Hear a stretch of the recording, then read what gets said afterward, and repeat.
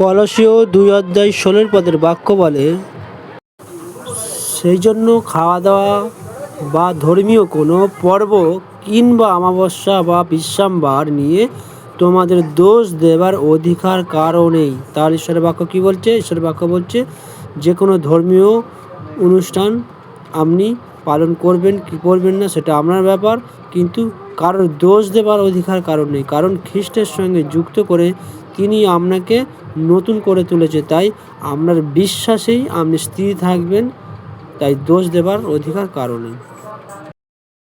ঈশ্বরের বাক্য বলছে কলসীয় 3:17 পদ বলছে, তোমরা যা কিছু করো না বা বলো না বা সেটা প্রভু যিশুর নামেতে করো এবং তার মধ্য দিয়ে পিতা ঈশ্বরের ধন্যবাদ দিও। তার ঈশ্বরের বাক্য কি বলছে?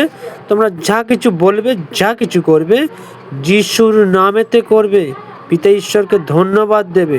তাহলে আজ আমাদের জীবনে কি করছি বা আমাদের পর্ব বা কি অনুষ্ঠান পালন করছি সেটা বড় কথা নয়, আপনি কার নামেতে করছেন, কিসে করছেন সেটাই বড় কথা।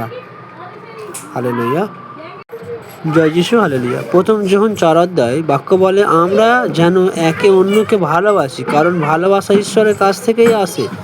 যাদের অন্তরে ভালোবাসা নেই, ঈশ্বর থেকেই তাদের জন্ম হয়েছে, এবং যাদের অন্তরে ভালোবাসা আছে তারা ঈশ্বর থেকেই জন্ম হয়েছে এবং তারা ঈশ্বরকে জানে। তাহলে প্রিয় ভাই বোন, যদি আপনার ভাইকে আপনি ভালো না বাসতে পারেন, ভালোবেসে ঈশ্বরের নামে যদি একটা আশীর্বাদ না করতে পারেন, সেটা জাগতিক হতে পারে, কিন্তু সেটা উদ্দেশ্যটা কি? ঈশ্বর আপনার অন্তরে দেখবে। আর আপনি যদি না আমি খ্রিস্ট বিশ্বাসী, আমি নিজেকে দূরে সরিয়ে রাখবো, তাহলে ঈশ্বর কি খুশি হবে? আমরা নিজের ভাইকে আপনি ভালোবাসতে পারছেন না, আর অদেখা ঈশ্বরকে কী করে ভালোবাসবেন? আমরা বলি বারবার যে আমরা ঈশ্বরকে ভালোবাসি, নিজের ভাইকেই ভালোবাসতে যদি না পারি, ঈশ্বরকে ভালোবাসবো কী করে?